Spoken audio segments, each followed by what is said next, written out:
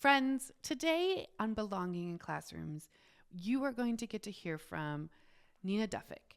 Nina is a very new to teaching teacher, and Nina knew a long time ago where she wanted to teach and who she wanted to teach. Nina had a real passion for students that look like her, students of color, and she was specifically wanted to teach in Minneapolis public schools. I met Nina when she was still trying to figure out how in the world do you get a job in a big urban school district when you aren't like originally from that area. We had a wonderful day visiting some schools that I think are amazing. And, you know, she really wanted to teach early childhood in Minneapolis public schools. And guess what? That is exactly what she is doing now. Nina is a teacher at Nellie Stone Johnson. She teaches kindergarten. And today we're going to get to learn all about her, about how she loves her job, what's important to her. Does she still like this choice that she made? And what she's learned in the first little bit of teaching. I know that I remember my first year of teaching as feeling deeply overwhelmed, knowing that I loved it and being sick a lot. And so I'm so looking forward to you hearing all about her and her creativity and her talents and her students today on Belonging in Classrooms.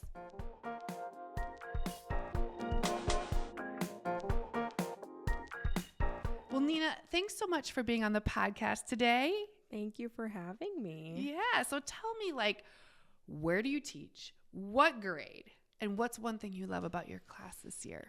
I currently teach at Nellie Stone Johnson, and I moved to High Five this year, so preschool. And I think the thing I love the most is how excited the kids are to come to school every day, and knowing that, you know, me and that environment is a helping factor in that. It makes me feel really good to know that their first ever experience in school is hopefully a really, really good one.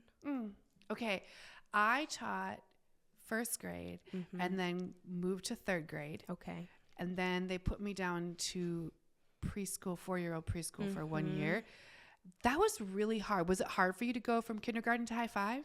No, it was honestly hard for me to start at kindergarten, to be honest, because my heart is in like 4 and below, you know? So moving down, it was not my choice. I got moved because of things. And I was nervous at first because it's never fun to do something that's not your own decision, you know? But it's the best thing ever. Yay. I just love it. I come home every day happy, and I go to work happy, and I really love it. So is it hard because you've got to do like kind of new curriculum planning? Like your first year is such a big learning curve. Are you finding that it's a little easier now because you did it, or is it like is it a new first year? It's kind of like a new first year. I started halfway through the year last year, so, you know, it wasn't my own classroom necessarily. It was students who came from a different classroom because they had too many. So getting to start with all my own things and my own ideas was really amazing. And it's different because High Five doesn't have the same curriculum as the rest of the school. So we're doing different things, but I enjoy it. The parts that I love are the parts that we get to highlight, the social emotional learning and, you know, helping the kids learn to be people is fun for me. Aww. Yes. So, okay. So why in the world did you want to be a teacher? I wish there was like a huge profound answer. I went to college originally and was thinking maybe nursing or maybe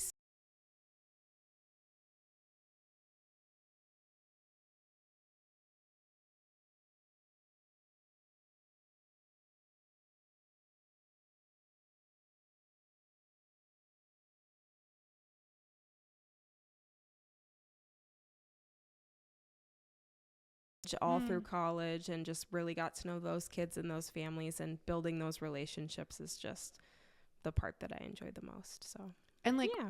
why Minneapolis public schools? Well, I went to school at St. Cloud State University, so that was near to me. And I just thought, I don't know if I want to go back to Wisconsin. I don't know if I want to start my life over in a new random state. I almost took a job teaching in Vermont. And then I was like, I don't ski. I don't really do anything like that. I was like, why would I do this? So, Minneapolis just kind of fit for me. And then I found my way to Nellie Stone Johnson, and I don't want to be anywhere else. You lucked out. Yes. Right. It worked so well. I think that there's this sort of way that a lot of us in education that share values. I think we have strange ways of falling into each other. That's really beautiful. Definitely. Yeah. I think the same thing.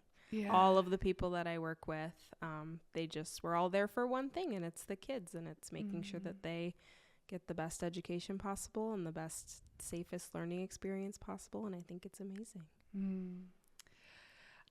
So like, do you think anything about this year is going to be easier? I think it ebbs and flows with kids for sure. Sometimes you have a class and you're like, we butt heads on a lot of things and this is really hard. And then sometimes you get a class, and I don't want to say it's easier, but it's just you fit really well with them and they are just like your people. And I feel that way with this group of kids. They're just perfect. And I think they're just the best. And everybody else sees it too. Even the older grades. I have teachers who come down to my room just to spend time in there because the kids are so sweet and are so kind, and they just love everybody. So it's really beautiful. I remember my first couple years watching my kids walk in another teacher's line because it was the new year, and sort of having that, I don't know who these strangers are following me, but those are my students. And that was always a really tough time for me. And then they would start to do things and I'd find their patterns. Okay, these are my babies. Yes. But it always took me a little bit of time. Exactly. Yeah. Yes. And then they're your people. Exactly. I agree. Okay. So like, what's your favorite part about being a teacher? Like, what's your favorite part about teaching? I think just getting to know the kids and their families. And this is so random, but I went to TJ Maxx before this and I saw a family, one of my students, and just the way that they were like, oh my gosh, Miss Nina. And like seeing people outside of school, the kids think I live at school, and to see them outside, they're like, oh my gosh. And just knowing that they have a safe person and I will always be there for them, that makes me feel really good. And I hope it makes the parents feel good that they have, just another person that they can count on for their kids. That makes me feel really good. I also just love, the actual bones of teaching, of like teaching kids how to read and that type of thing. That's fun to me. And it's really cool to see those aha moments. The social emotional stuff is the stuff that I just thrive on. And I know some people would pull their hair out if they had to do that all day, but I love, getting on the kids' level and understanding maybe why they're doing something and another way they could do it. And those things, just fun. I think it's very fun. Okay, so like when you say social emotional, I feel like a lot of sometimes in teaching, like we kind of use these words that we know, but like, can you give an example of what that looks like in a classroom with a bunch of 4-year-olds? Like, what does that mean? I always tell the parents it's hard to go from having maybe no siblings at home or only a couple siblings at home to a class of 15 other people who are the exact same age as you and learning how to share and learning how to, well, you can't just rip that crayon out of their hands. You can say, can I use it when you're done? Those types of things where it's just teaching them, when you growl at someone, it might make them feel scared. Maybe you could use your words and tell them, I feel mad right now. Those types of things, that aren't necessarily inherent. You'd think that we're just born knowing those things, and we sure aren't. So it's always funny to me, I sometimes my kids would come home from school and they would say like, oh, so-and-so is so annoying. I can't stand it. And I would think, have some patience. But here's what's hilarious. As an adult, I go to a yoga class for an hour. And when someone doesn't do the things, I I really have a hard time adapting. So that's when I remind myself, like, what would it be like if this class was 6 hours and 5 days a week and I never got a break from that person? Kids have to do that, and it's a lot. Yep. Yeah. It sure is a lot. Yes. And sometimes I feel the same way. I'm like, it's 7:15 and we have to get to 3:45, but we make it work, and it all works out in the end. Do you have any like specific things that you've learned about like ways to keep them going and moving, or things? I remember when I taught first grade, you could say like, let's stand straight and tall. And they were just so happy to make you happy. Exactly. And then I got to third grade and they were like, why? And so you have to find your little grooves with the motivation. What do 4-year-olds and 5-year-olds, what helps them groove? I think the what's the word? The satisfaction they get from being able to do something by themselves. Yes. When they say, Miss Nina, I can do it by myself. Okay, show me. They get so, even if it's like opening their lunch by themselves, when they get to open their milk carton by themselves or write their name finally by themselves, they feel so confident in themselves.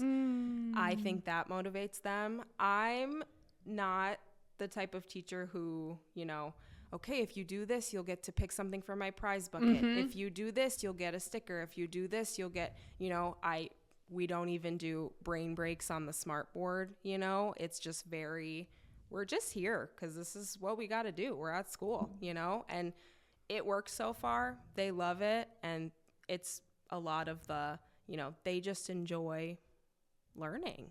And I don't know if it's just this group of kids that they just love it, but it's worked out really well so far. They come every day so excited, so ready, the way that they just run in the door. Yeah. You get to be their whole world. Yeah. You get to be their whole world. Okay. So one of my favorite dreams, is that our city would support our schools. I often say children only get one childhood. We only have one chance to instill the magic and the values, right? And so what do you wish our city did for public schools that they don't do? I think just seeing the children, seeing them as people, the people that they are, because I see them. I spend 40 plus hours a week with them, and I see them as people, and I see them as the kids that they are, and the way that they come in some days.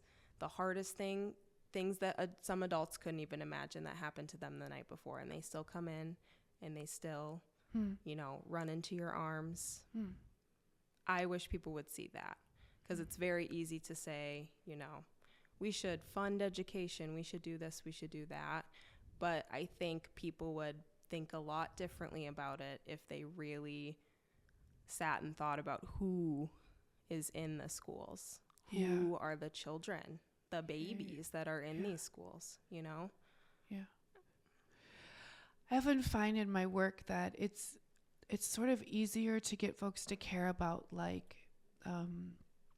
once they're introduced to a story or to a human, they can care. Yeah. But then it's a little harder to translate that into but now we need to make a policy or an investment that works for 100 of that same person you just cared about. Yeah.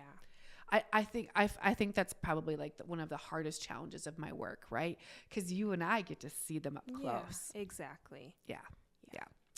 Can you tell us a story, good or bad, of an impact of just being a teacher in our city? It could be funny, whatever you want to tell us. Yeah, I'd love to. This is in the forefront of my mind just because it happened 2 days ago. Okay. But the kids tell me the same thing just all day. They're just the most random things too. It'll be I had Fruit Loops for breakfast, Miss Nina. Or, my mom put me in 2 different socks today. Look at my socks. They just get so passionate about everything. Yeah. And I have a student who always talks about his uncle. Okay. We'll call him Joe. Uncle Joe. I have an Uncle Joe. Okay, I hear you. That's so exciting. Uncle Joe, all day, every day, Uncle Joe. We were reading a story. And for some reason, the character was named Uncle Joe. And he just freaked out. He was like, oh my God, Uncle Joe's in that book. Just freaking out. And it was so cute and it was so funny. And it's just those things. That is like a very small scale example. But when they see something that relates to their life in the books we show them and read them, in the toys we have, in the activities we do, they just light up. And it's so beautiful to see when you just get that like aha moment with a kid. Yes, his Uncle Joe.